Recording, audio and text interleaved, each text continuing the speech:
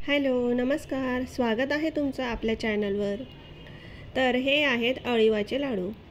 थंडीच्या दिवसात ज्याप्रमाणे डिंक, पौष्टिक लाडू, मेथीचे किंवा जवसाचे लाडू केले जातात, त्याचप्रमाणे उत्तम आरोग्यासाठी अळीवाचे लाडू पण खूप पौष्टिक असतात. अळीवात मोठ्या प्रमाणात लोह, folate, vitamin C, vitamin A, vitamin E, fibre, protein हे घटक असतात. त्यामुळे लहान मुले आणि विशेषतः महिलांच्या आरोग्यासाठी हे लाडू पौष्टिक मानले जातात. दररोज एक अळीवाचा जर लाडू खाल्ला तर तब्येत चांगली राहण्यास मदत होते. थंडीचा ऋतू हा तब्येतीसाठी चांगला असल्याने या काळात खाल्लेले अन्न चांगले पचते आणि वर्षभर तब्येत चांगली राहण्यात मदत होते.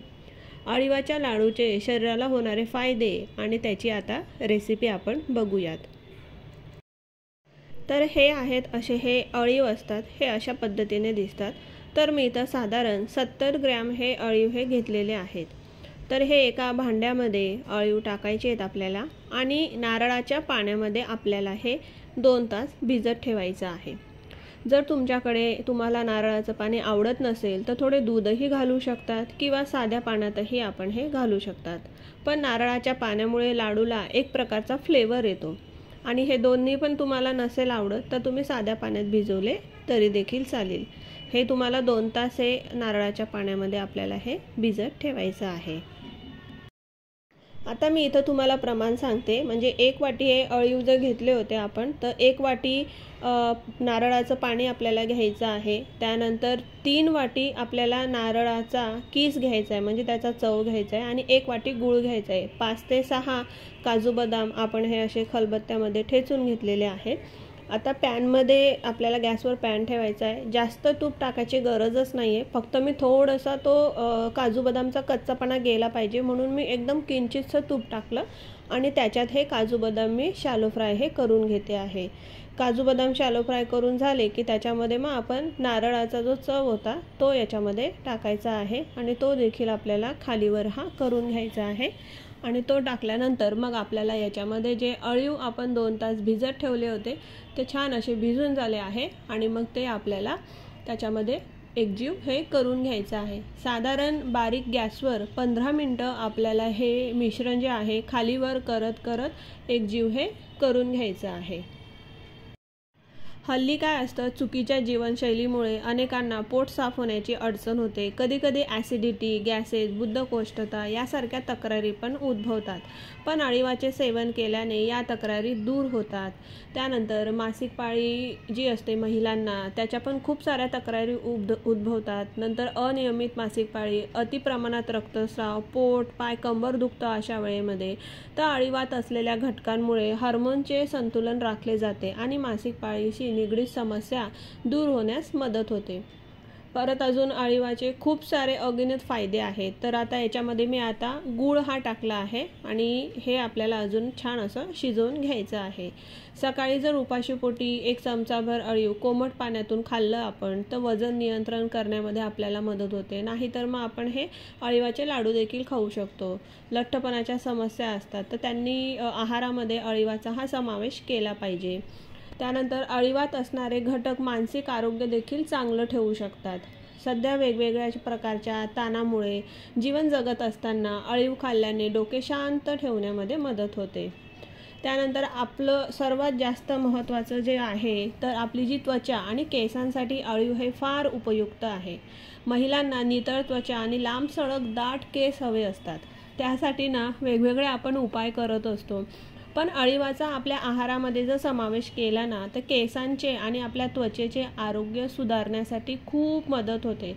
पोटातून अळीव घेण्याबरोबरच अळीवाची पेस्ट जर त्यात मध घालून हे मिश्रण आपण त्वचेला लावलं तर त्वचेवरील डाग, फोड कमी करण्यामध्ये पण मदत आपल्याला मिळत होते. त्याच्यात काय असतं, लोह, मॅग्नेशियम असतं, प्रोटीन असतं. यासारख्या घटकांमुळे केस दाट आणि लांब होण्यामध्ये आपल्याला मदतही मिळत असते. आता हे मिश्रण आपलं तयार झालं आहे आणि आपण याला थंड होऊ दिलं आहे. थंड झाल्यानंतर ह्या मिश्रणामध्ये आपल्याला मी इथं अगोदरच ही सुंठ पावडर आणि जायफळ पावडर करून ठेवली होती. तर मी चमचाभर इथं सुंठ पावडर टाकली आहे आणि चमचाभर ही जायफळ पावडर इकडे मी टाकलेली आहे.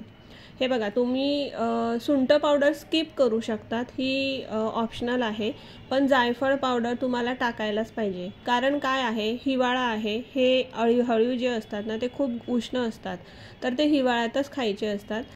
हे पचायला थोडे जड जातात. तर पचन चांगलं होण्यासाठी, पचण्यासाठी याच्यामध्ये जर आपण जायफळ पावडर ही टाकली तर हे अळीवाचे लाडू पचण्यासाठी फार इझिली हे पचतात आपल्याला. त्याच्याकरता याच्यामध्ये जायफळ पावडर ही टाकायचीच आहे. आणि सुंठ पावडर ही मी फ्लेवरसाठी टाकली की खूप छान त्याला अरोमा येतो, सुगंध येतो, मग खातानाही ते आपल्याला छान लागतात.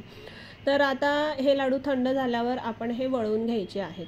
हे बघा, मी याच्यामध्ये तूप अगदी किंचितचं टाकलं होतं. कारण याचं मी सांगते, जे नारळ आपण टाकलं होतं, ओलं नारळ टाकलं होतं चव, तर त्या ओल्या नारळामधलं जे नॅचरल ऑइल आहे ते याच्यात ते बाहेर निघालं आहे, त्यामुळे तूप टाकायची याला गरज नाही आहे.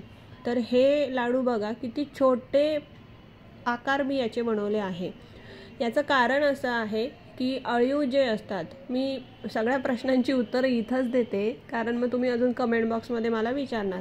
तर याचा छोटा आकार यासाठी बनवला आहे मी की अळीव जे असतात ते जास्त प्रमाणात खायला नाही पाहिजे, नाहीतर आपल्याला पोटाच्या तक्रारी होऊ शकतात.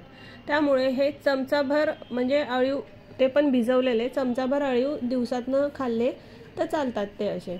मग हा लाडूचा आकार आहे ना खूप छोटा ठेवला आहे, बघा किती छोटा एकदम आहे. तर एक लाडू दररोज खाल्ला इनफ आहे, त्याच्यापेक्षा जास्त लाडू हे खाऊ नये, नाहीतर आपल्याला त्रास होऊ शकतो. ठीक आहे. तर अजून एक दुसरी गोष्ट की हे लाडू बनवताना आपण याच्यात ओलं नारळ वापरलं आहे. तर ते ओलं नारळ वापरल्यामुळे हे लाडू आपलं जास्त दिवस टिकत नाही, म्हणजे महिनाभर हे टिकू शकतात. 10 दिवस हे बाहेरच्या वातावरणामध्ये राहू शकतात आणि नंतर मग आपण यांना फ्रीजमध्ये स्टोअर करून ठेवू शकतो. तर ते ओलं नारळ वापरलं आहे तर ते छान असं आपल्याला गॅसवर हे परतून घ्यायचं आहे, छान भाजून घ्यायचं आहे, मग ते खराब नाही होणार आणि त्याचा वासही नाही येणार. आता हे साधारण मी 70 ग्रॅम अळीव घेतले होते, त्याच्यात हे माझे 36 लाडू तयार झाले छोटे छोटे.